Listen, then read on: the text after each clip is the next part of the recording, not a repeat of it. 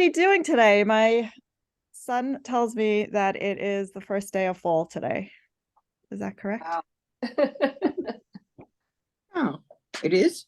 I don't know. I figured that was a topic of September conversation. 21st. That makes sense. It was a topic of conversation clearly in his first grade class. So I'll trust him.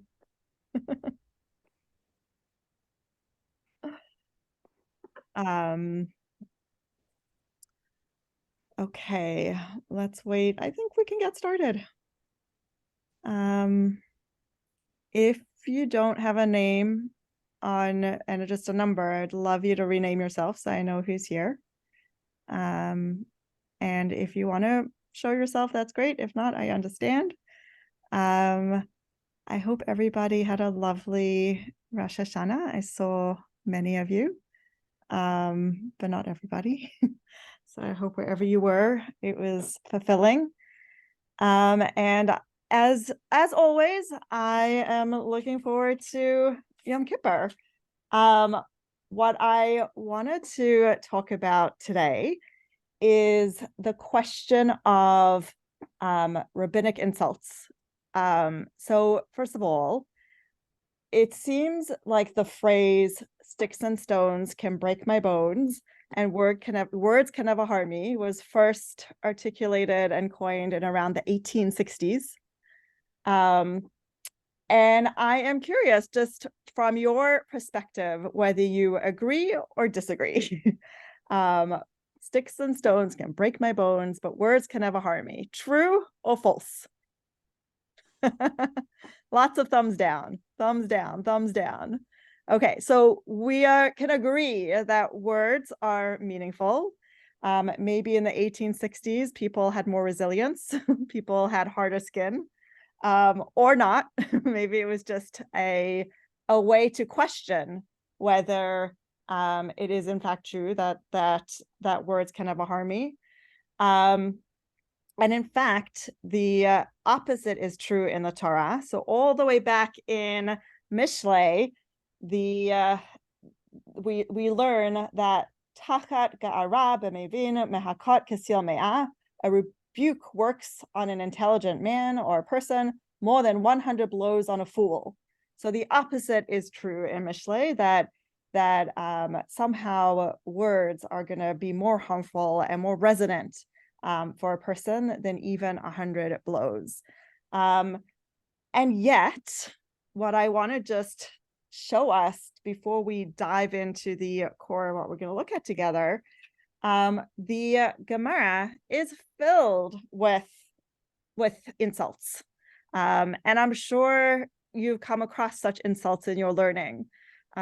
Here's a few of my favorite, and I think I'm just going to share screen for a minute so you can look at some of these source sheets, these sources together. Okay, here we go.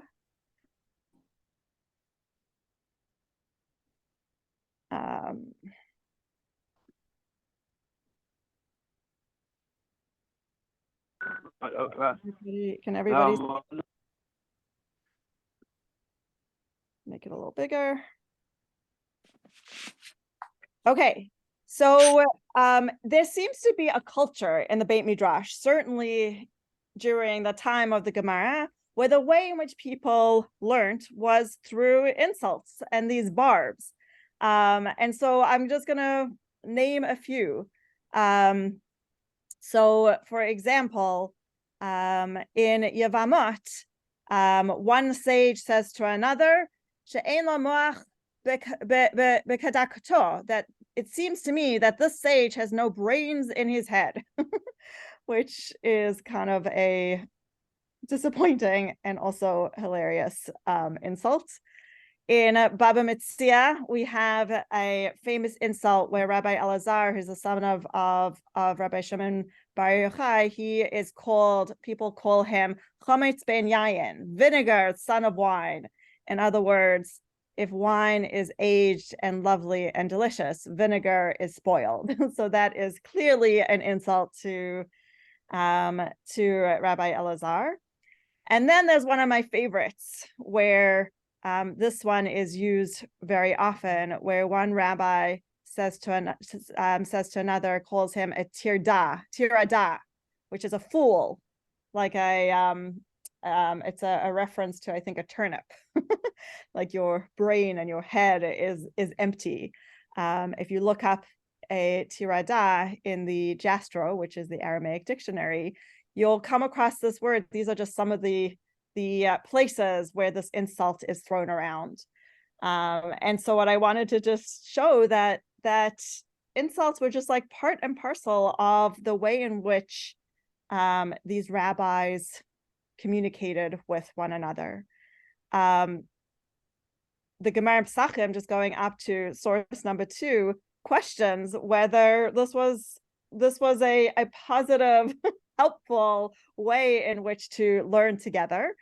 And the Gemara notes that there's several categories of people who hate each other. The 3 groups of people who hate each other are the klavim, the kilavim, the dogs, the tarnagolin, the turkeys, and the chabarin, the Persian priests. And then the rabbis say also prostitutes don't like each other, and chachamim from Bavel, the Torah scholars from Bavel. I don't know what the difference between the chachamim from Bavel versus the chachamim from Yerushalmi were, but it seems like, you know, these insults were somehow contributing to the hatred of one to another. So before we get into the core of what I want to share, I would love to hear, just let me take it off screen share for a minute.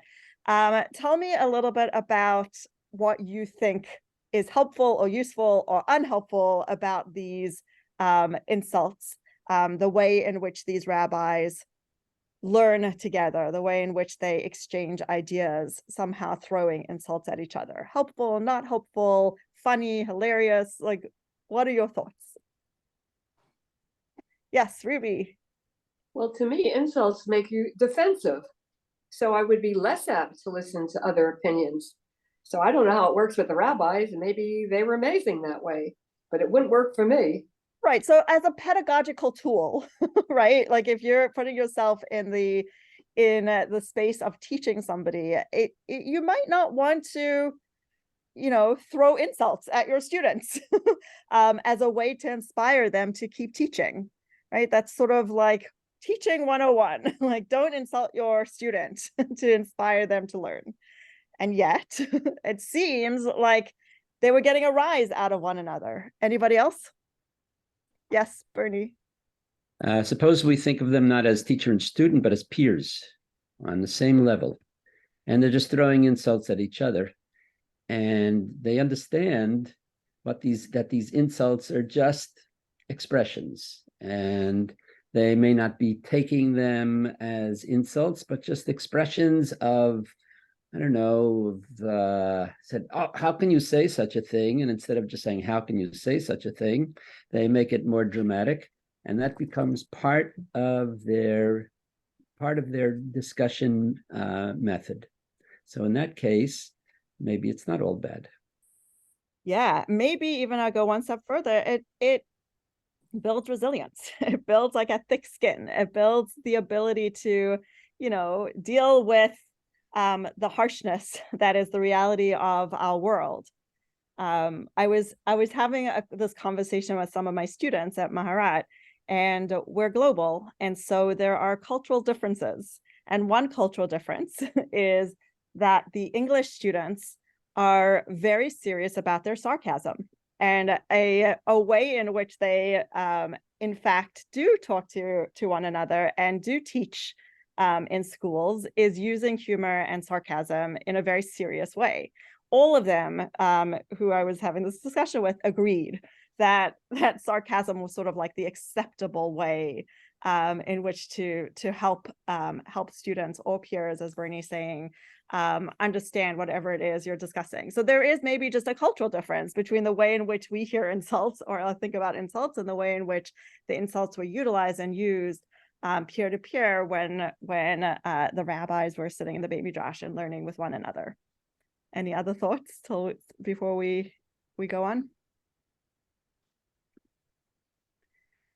So it seems, though, that not everybody agreed that these insults were useful.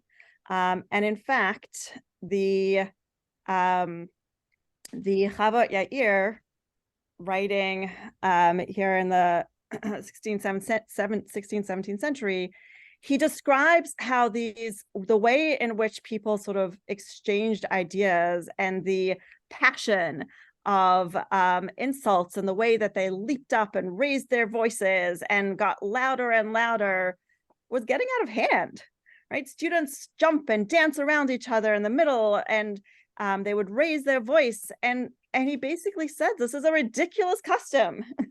In fact, it's meshuggah. It's like actually not useful. The Shulchan Aruch codifies and says, not only insults, but let's remember when you are calling people names, shem ra specifically, that is distasteful. And if it's used to embarrass somebody, it is not allowed. So not only is it not like a useful tool, we should also be careful not to do it, and codified, in fact, as law in the Shulchan Aruch.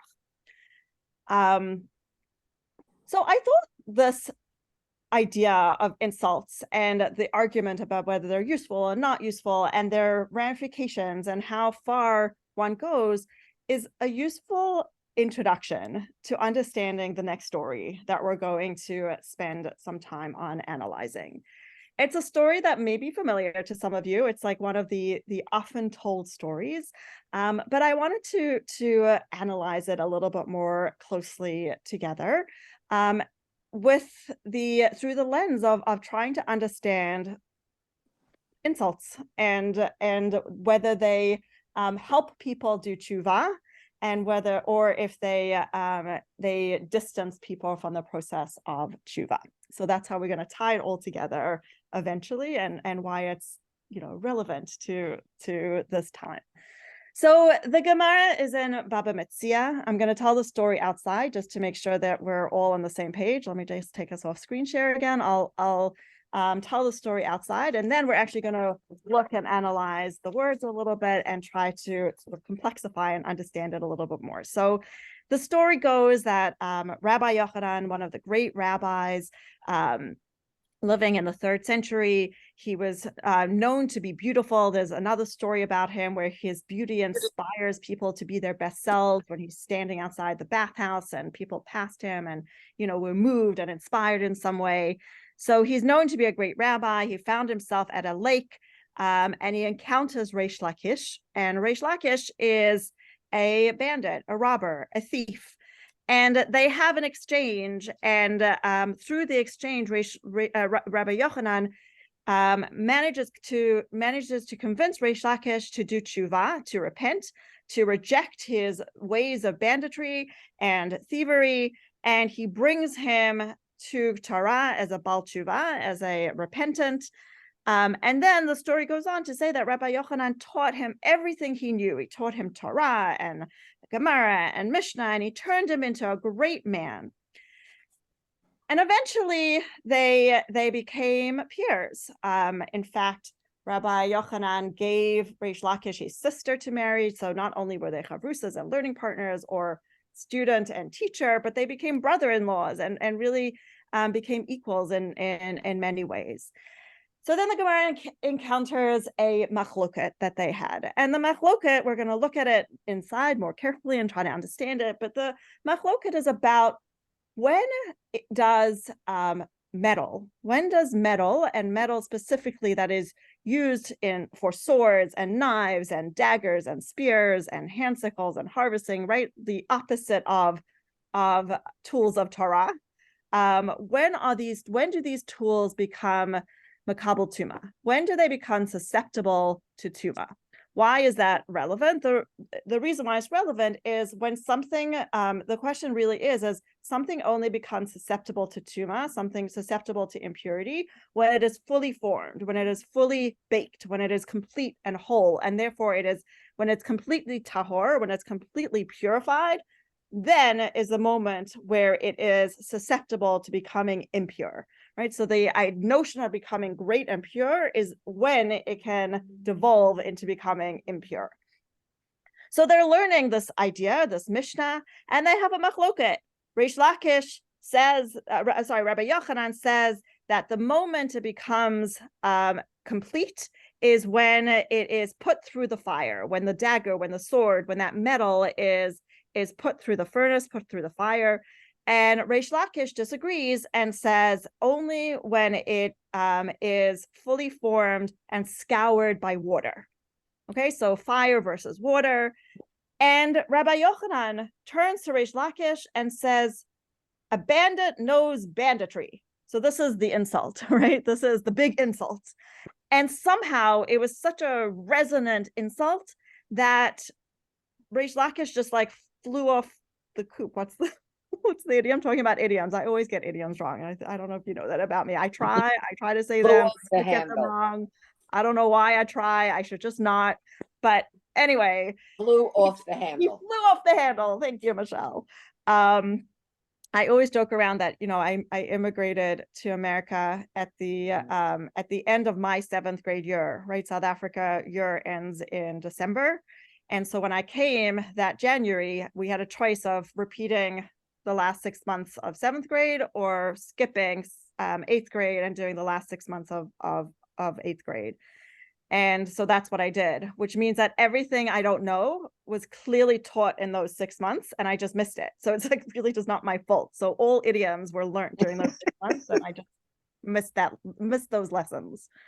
So it's not my fault. So they have this exchange. Rabbi Yochanan insults Reish Lakish by calling him a bandit. Reish Lakish gets clearly upset. We're going to analyze the language inside. And somehow this devolves into Reish Lakish falling ill and dying. He dies. It's devastating. At first, Rabbi Yochanan's reaction and response to his brother-in-law dying is he seems not to care. He seems to be trying to not take any responsibility. But he also somehow begins to degenerate and he too becomes ill. His students try to rouse him and they realize that what he's missing most is the exchange of ideas, a chavrusa. So they send him another learning partner, Rabbi Elazar ben Padat. And Rabbi Elazar ben Padat just does not cut it, so to speak.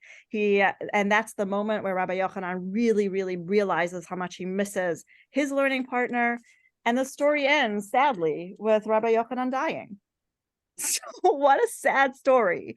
A story of a, seemingly innocent insult that ends in the death and the demise and the ultimate death of these two great scholars.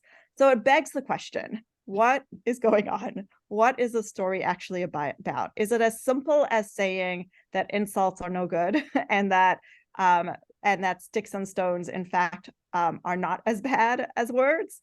Or is there something deeper going on? So I want to look at the story. Hello, Rabba Sara, you hear me? Yes. You hear me, Rabba Sara? Yes, I hear you. I was interrupted several times, but it's all right. I was at the meeting that started. I got different calls. Okay, your surrogate's there. You know that? Yes, I know who you are. Hello. Good to see you. The surrogate, Carol, your surrogate. Yes. Yes. Okay, so let me put the source sheet back on the screen for those who can see it, and I'll read it for those who cannot see it on the phone. So as we saw, the story begins with Rabbi Yochanan bathing in the Jordan River, and Reish Lakish jumps into the river, and it says, one day Rabbi Yochanan was jumping in the Jordan. Reish Lakish saw him, jumped into the Jordan, pursuing him. At that time, Reish Lakish was the leader of a band. Okay, and Rabbi Yochanan says to Reish Lakish, "Your strength is fit for Torah study." Reish Lakish says to him, "Your beauty is fit for women." Right, so talking about exchanges of barbs and insults I don't know exactly whether that was meant as a good thing or as a bad thing. Let's just put that to the side. Reish Lakish accepted upon himself. So Rabbi Yochanan said to him, if you return to the pursuit of Torah, I will give you my sister in marriage, who is more beautiful than I am. Reish Lakish accepted upon himself to study Torah, and subsequently Reish Lakish wanted to jump back out of the river to bring back his clothes, but he was unable to return, as he had lost his physical strength as soon as he has accepted the responsibility to start to study Torah upon himself. So the first thing I want to notice in the story is the strangeness of Reish Lakish trying to go back to get his clothes, right? The clothes of bandits, so to speak, like the whatever regular folk wore as opposed to Chachamim. And he was not able to return. His strength was different. So this is my first noticing that there's something going on here. And what does it mean that he's and the word is lemehidar. He mihani kabia ale bai lemahadar la'atui me'anya v'lo mati hadar. He's something about him was not able to go backwards. And once he accepted Torah, he had to sort of leave the clothing, leave whatever his past was in the past. Okay, so hold that thought as we keep going. If somebody has a idea or a thought or a question, I can't necessarily see I can't see all of your hands when I'm sharing screen. So just go off of mute and just shout out a question or a thought or a comment. So let's keep going. Rabbi Mary was Rabbi Yohanan's sister. Did he eventually marry? It became brother-in-laws. Exactly. Did he marry Rabbi Yochanan's sister? Yes, Rabbi Yochanan's sister married Reish Lakish. That is correct. So then Rabbi He had Yochanan. his clothes on, right? I'm sorry? Did he have his clothes on? He have his clothes on when he married? He lost his clothes. I'm laughing. One hopes so. Thank you for that image. Okay. Rabbi Yochanan taught Reish Lakish Bible and Tanakh, right? He taught him Mishnah and turned him into a Gavra Rabbah, a great person. Eventually, Reish Lakish became one of the outstanding Torah scholars of the generation, which is really interesting, right?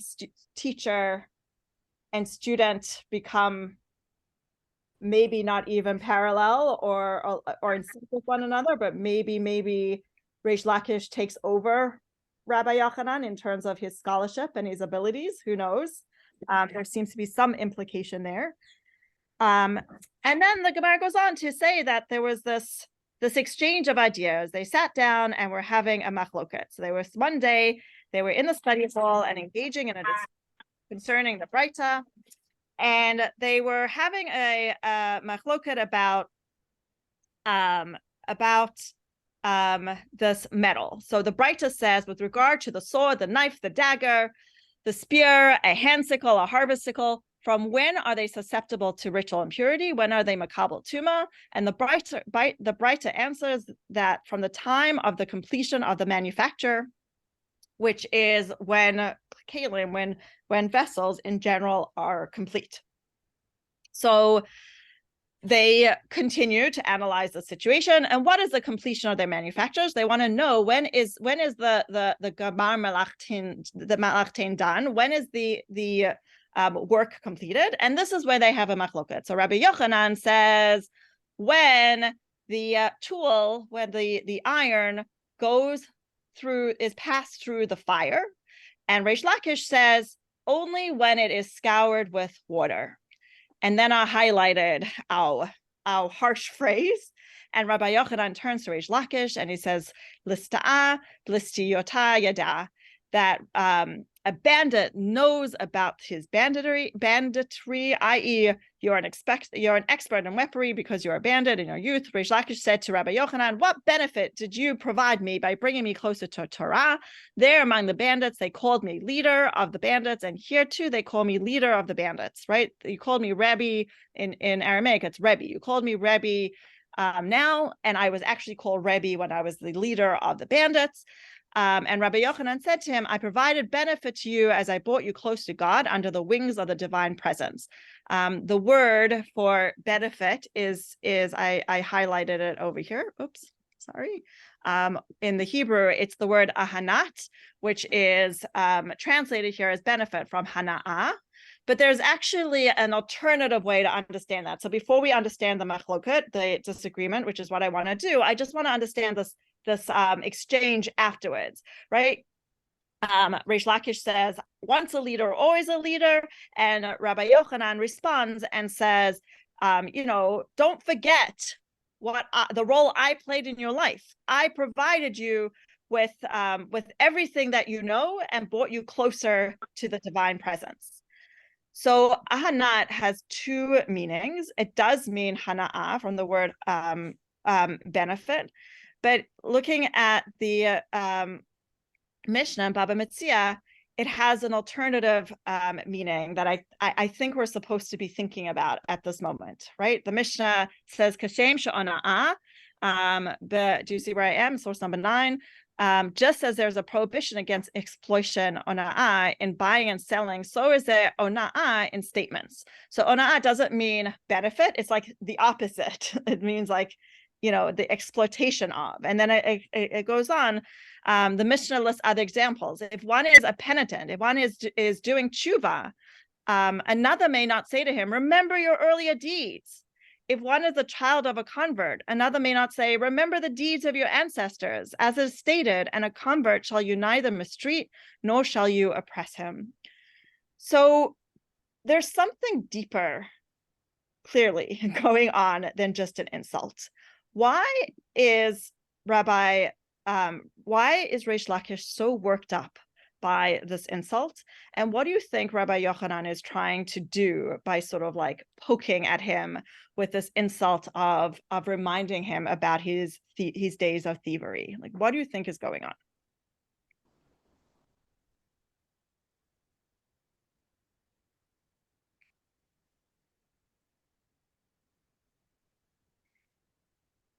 Do you think that, can you hear me? Yeah, Ruth, I hear you. Go.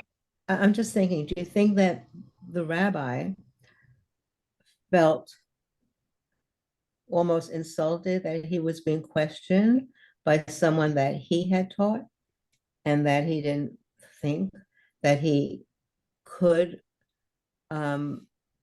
challenge his thoughts when he taught the other person everything that he knew, so to speak? There's something deeply psychological going on, right? The Rebbe is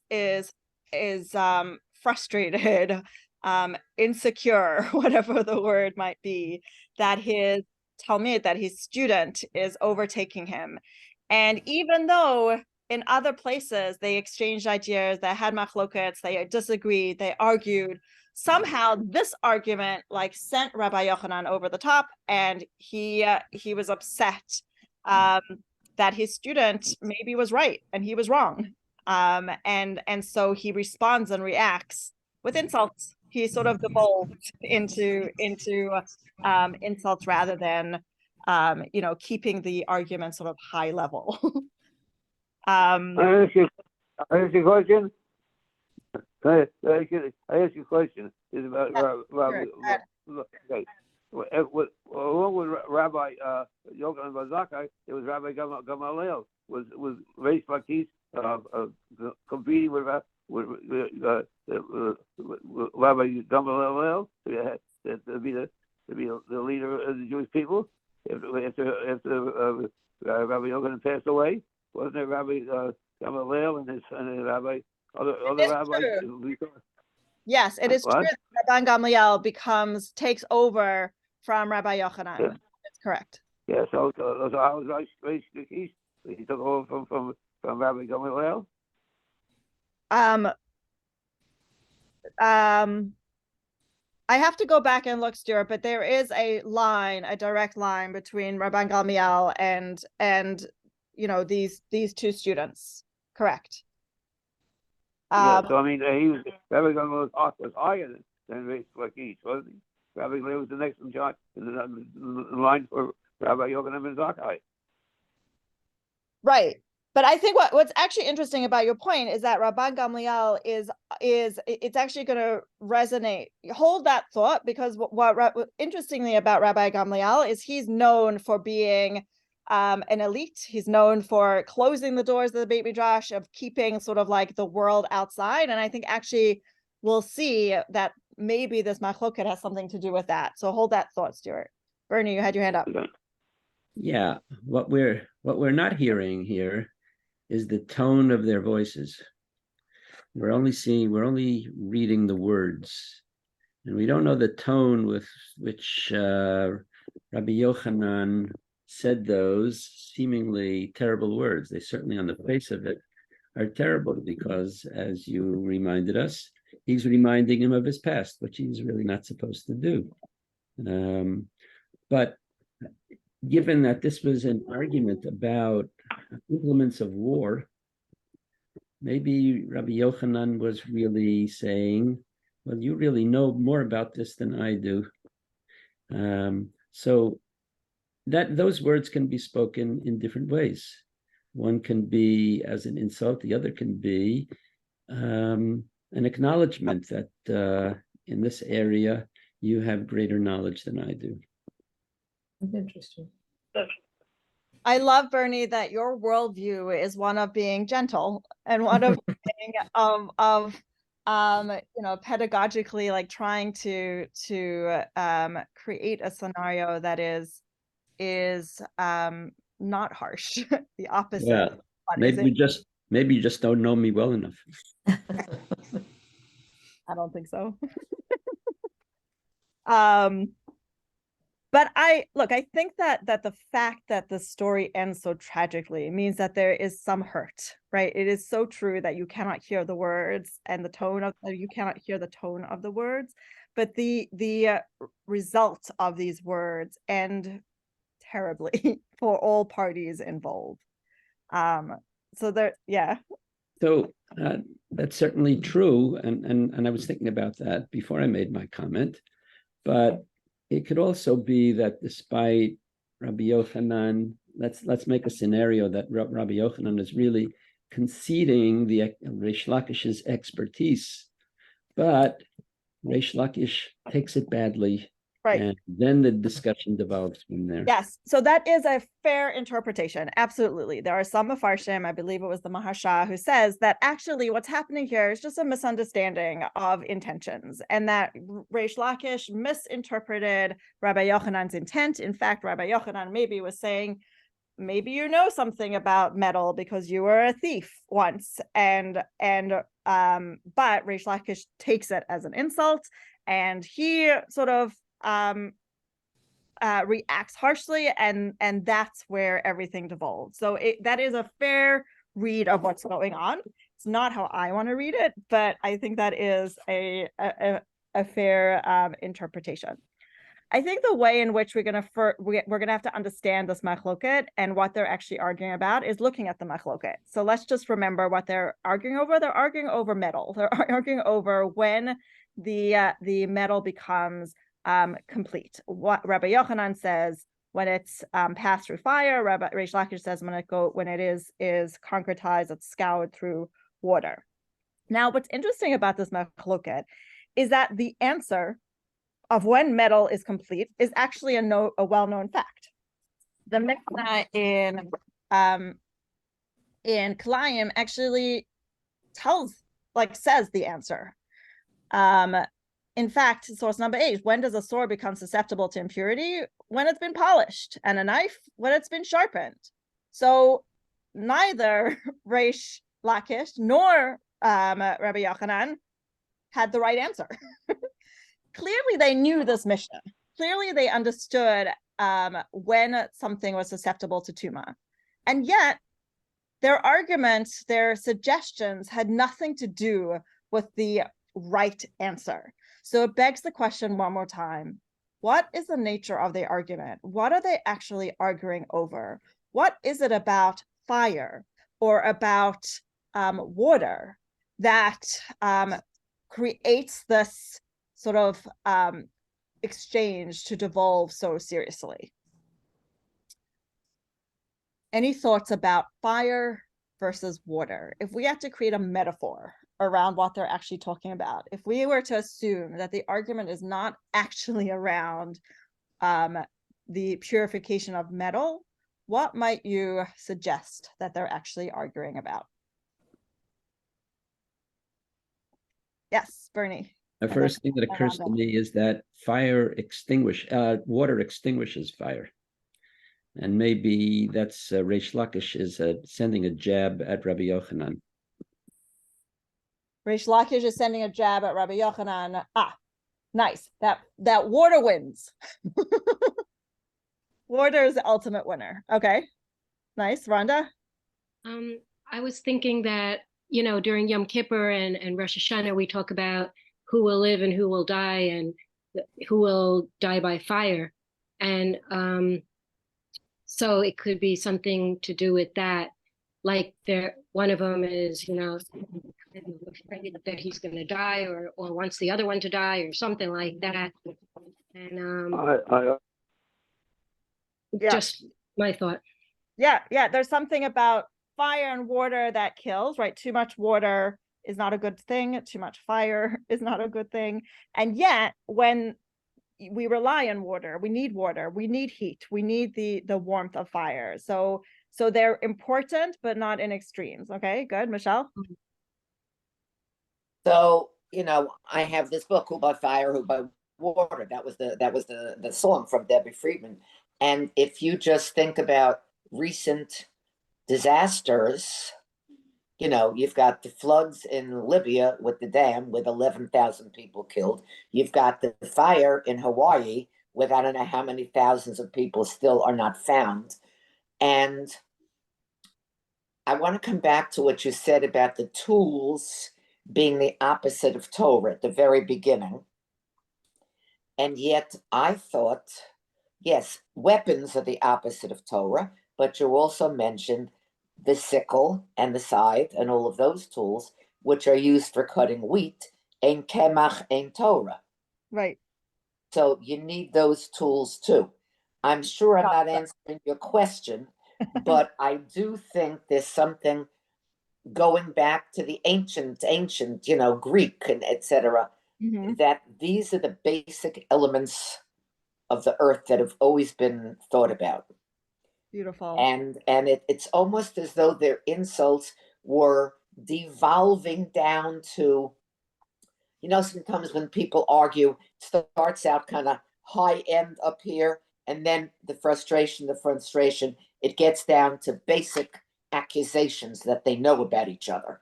And I'm wondering if that fire and water sort of plays into that. Beautiful.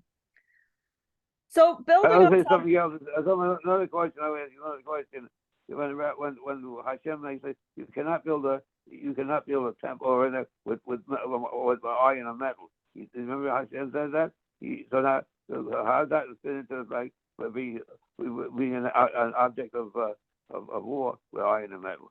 I will ask that question. You cannot build a temple or anything with iron, anything made of iron and metal. Remember that? So Stu, you're making a great point, and I want to get back to it again. You're one step ahead of me again. I'm going to talk about the idea of metal sharpening metal, and the fact that metal shouldn't be used on stone for the Beit HaMikdash. I think that is relevant. So hold that idea. So hold that idea. We're going to get back to it. Great point. Okay. So what if this machloket wasn't actually about when the metal itself becomes pure, but it's actually a deeper question about the process of tshuva. Remember, we looked at the beginning of the story where, in order for Reish Lakish to emerge from the water, right, like the mikvah, so to speak, that lake, and he had his transformation of becoming a Baal Tshuva, he somehow had to reject who he was. He couldn't go back. He couldn't go back to who he was as a bandit. And I wonder if at this moment, Rabbi Yochanan, as soon as they start talking about metal and blades and knives and daggers, perhaps Rabbi Yochanan is questioning Reish Lakish's authenticity. He's asking, did you really achieve the full level of righteousness and tshuva that I was expecting of you? Yes, I taught you Mishnah and I taught you Torah, but perhaps your true, authentic level of tshuva is not complete. Maybe you're still susceptible to ritual impurity. Maybe your fact that you were a bandit, always a bandit, and you're gonna just like backslide at the moment you have that opportunity. And so what Rabbi Yochanan is questioning is, did Reish Lakish achieve full tshuva?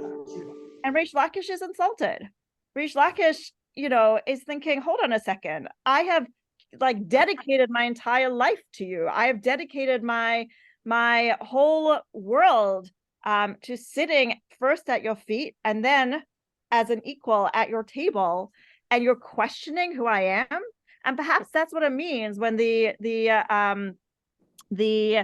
text goes on to say, I was a leader when I was a bandit, and I was a leader now. So there's a machloket between Rashi and Rabbeinu Tam, the Tosafot, of how to understand that. Either it means that when Reish Lakish says, I was a rabbi then and I'm a rabbi now, Rashi says, well, he was always a rabbi. I'm sorry, he was a rabbi. He was first a rabbi. He knew Torah, he knew Gemara. Then he backslided and went into being a bandit and a thief. And then he did tshuva and became a rabbi again. Another way to think about it is that he was a rebbe of bandits. He was a leader when he was a thief, and he's a rabbi and a leader now. So what's the difference between their machloket? I think what it's saying is that if he went back to be a bandit once, it's possible, according to Rabbi Yochanan, that he could not achieve full tshuva and go back to being a bandit again. And so Rabbi Yochanan is questioning who Reish Lakish is. So I think that's one level of understanding this machloket. That's one sort of complexity to try to understand the metaphor of what's going on here. It's about questioning Reish Lakish's core identity. But I think at another level, what is happening here is there's a difference between fire and water. When something is put through fire, fire destroys something before you can reshape it and rebuild it, right? So when in order for it to go through fire, the essence of what it was has to disappear, and it becomes sort of turns into like a new entity, a new thing. When something is put through water, the water sort of cools it down, it impacts it, it strengthens it in a way, and it makes it better. So there's something about fire that like erases the impurities, the past, and water that just adds to it. What if the exchange going on here is Rabbi Yochanan has a particular worldview, and his worldview is that in order to achieve tshuva, your entire approach to the world has to be Torah. Torah is it, beginning, middle, and end. From morning till night, your whole worldview is Torah. There's nothing else that can be present, no impurities in the metal. The fire has to fully erase who you were, and you should live your life with tunnel vision only through the lens of Torah. That's the Rabbi Yochanan worldview. Reish Lakish says, wait a minute. It is plausible and possible to bring the past, bring who you were, bring the world outside of Torah, bring the secular education, bring the full impurities and purities of the world to bear, and put it through, see it and understand it through the lens of Torah, and live a life with Torah, right? So Rabbi Yochanan is Torah is life, Reish Lakish is life with Torah. And Rabbi Yochanan can't handle this like more flexible, open Orthodox world perspective that the world can exist both with us both holding the larger world and all it has to teach us, with Torah, and that one influences and impacts the other. And so Reish Lakish Rabbi Yochanan accuses Reish Lakish of, the minute he is bringing in his old self and his old worldview, he accuses him of being a failure, of no longer being a person who is able to achieve complete and full tshuva. So fire is like harshness. There's a fire that needs to like eradicate the past, whereas water is actually associated with Torah, right? You can't live without water, just like you can't live without Torah. But it doesn't mean that you only need Torah, right? That there's other things in the world that impact and nurture and nourish ourselves in addition to the water that is necessary. So this is a complete metaphor, right? It's sort of like a reanalysis and understanding of what's actually happening. And if we go a little bit further, I think that it helps us understand the next part of the story. Let me just put it back up. Okay, so Rabbi Yochanan is offended. Reish Lakish becomes ill. And there's an exchange. Basically, Rabbi Yochanan's sister, Reish Lakish's wife, is very upset, and he wants Rabbi Yochanan to repent. And basically, Rabbi Yochanan can only see the world through Torah, and so rather than be concerned about his friend Reish Lakish, his brother-in-law Reish Lakish, who has fallen ill, he basically quotes back psukim, quotes back Torah and verses. That's his worldview. His wisdom is only through the words of Torah. Then Reish Lakish dies, and just skipping over to this next paragraph over here, this is when Rabbi Yochanan starts also like experiencing a little bit of loss, and so the decision is to send Rabbi Elazar ben Padat to go and help sharpen his mind. And so they're learning Torah together, and Rabbi Yochanan turns to Rabbi Elazar ben Padat and says, "Are you trying to be like Reish Lakish? The son of Lakish, when I would state a matter, he would raise 24 difficulties against me. He would come up with kashas after kasha after kasha 24 times, and I would answer him with 24 questions. What is significant about the number 24?" So I had to think about this. I had to try to like really think what was significant about 24, and I'm not sure if I'm right. Bernie, you can tell me if I'm wrong, but there are 24 books in Tanakh. And so what Rabbi Yochanan is saying is that my exchanges with Reish Lakish existed within the written Torah, and there's nothing else to it. There's nothing else that can impact and influence my view of the world. It is Tanakh. It's the written word, it is God's word, and nothing else. And I think what Reish Lakish represents is all the other stuff, is the oral tradition, is the world around us, is the good and the bad beyond the 24 Sfarim. Now, that's not to say that the 24 books of the Tanakh are not important and relevant, but they're not the only thing that is part of our tradition. Our tradition is filled and exists and relies on the exchange of ideas and of the oral tradition. And so it was at this moment that Rabbi Yochanan realizes how much he misses his friend, but it's too late by then, and he too then passes away and dies.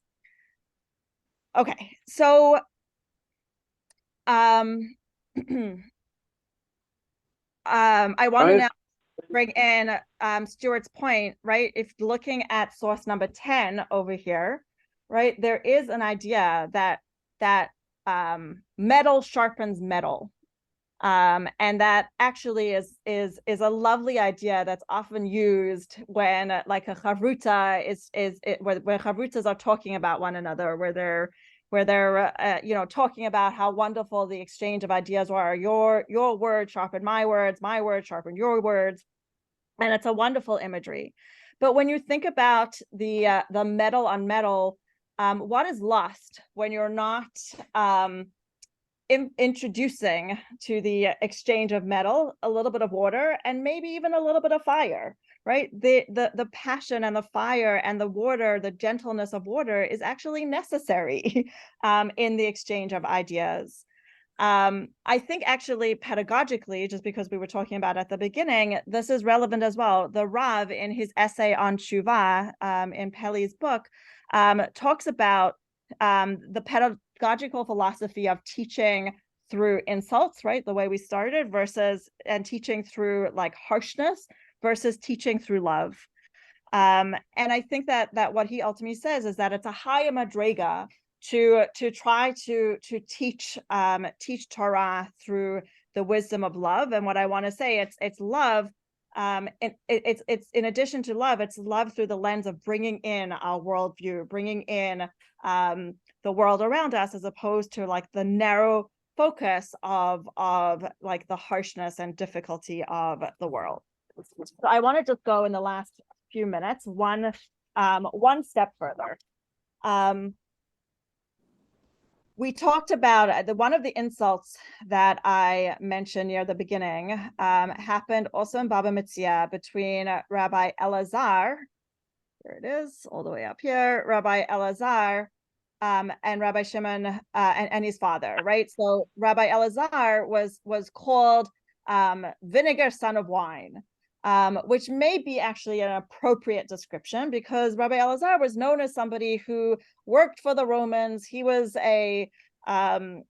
somebody who had sort of more of a harsh worldview. Why am I bringing in Rabbi Elazar? Well, the Gemara in Baba Metzia is trying to make some kind of connection between the story that we just read with Rabbi Yochanan and Reish Lakish and the story of Rabbi Elazar, because this story of Rabbi Elazar, even though they lived in different time periods, Rabbi Elazar is in the 2nd century, the story of Reish Lakish and Rabbi Yochanan is in the 3rd century, the stories appear side by side. Right before our story with which is on Daf 84a, is a story about Elazar and sort of his harshness and the way he lived his life. Now remember, Rabbi Elazar spent most of his life in a cave with his father. He was the one who, when they came out of the cave, his eyes like burnt the fields. And eventually, though, he sort of like had to learn how to live in the world, but he always retained this like limited, harsh worldview of thinking about the stricture of the letter of the law rather than like the actual situation and the, like we call it the maaser, like the situation at hand. And so I started thinking, like, what is the connection between Rabbi Elazar and Reish Lakish and Rabbi Yochanan? And I was reminded of a story that I've looked at before with some of you, but I wanted to bring it back here. And it's a story that takes place in Tanis. And we're just going to do it outside. We're not going to look at it inside. It's a story where Rabbi Elazar comes from Migdal Gador. He comes from his ivory tower. He comes from up high. He comes from the place, the worldview of only seeing the world through Torah, sort of in this harsh way. And he encounters the world, and he encounters this ugly person. And he says to him, "Wow, how ugly are you?" And the person responds and says, "Well, if you think I'm ugly, then take it up with God. God created me. And if you're calling me ugly, you're calling God's creations ugly." Rabbi Elazar heard the criticism. He fell off his horse. He apologizes. And it seems like he had a change of heart. He understood that he did something wrong. And the story ends, they go through the town, and he seems to go through some kind of tshuva process. And at the very end, he teaches this midrash. This midrash is taught about a person should always be as gentle as a reed and never hard as the cedar. And for this reason, the reed merited that should always be used as a quill through which we would write Torah scrolls and tefillin and mezuzot. So I started wondering, like, what is the difference between a cedar tree, which is this picture to the right, and the reed, which is here on the left? First of all, the reed, it grows by water. It grows on the marsh. It needs Torah and water to exist, but it also exists with flexibility. In order for it to live, the harshness of the weather, the harshness of the world, blows, attacks it or blows at it, but it's never uprooted. It has a flexibility of movement, of going with the world. The cedar tree is actually there's many uses of the cedar of cedar wood, but one use is that it's used in the purification of the leper. And I was thinking that there's a separateness about the cedar tree. There's something, and also it doesn't require water. It does require some water, but like a camel, it can go many, many days without water. And so I was thinking that the lesson that Rabbi Elazar learned, and I think the lesson that Rabbi Yochanan never got to learn, is that when we encounter the reality of the world, and it may sometimes be ugly, and it may sometimes be difficult and harsh and complex, we can't see it through the lens of wanting to burn it and erase all the difficulties and the impurities of it. We have to encounter the world through the lens of water, which I think implies to us Torah, the nourishment and the nurture of Torah, right? We can't go 3 days without drinking water and without learning Torah, but also with the acknowledgement and the realization that our experiences, our past, the world at large impacts and influences who we are as a person and our Torah. And the ugliness of the vessel, or the banditry of Reish Lakish, or the impurities of the silver, of the metal, are all part and parcel of what makes the kli, of what makes the person, what makes the vessel.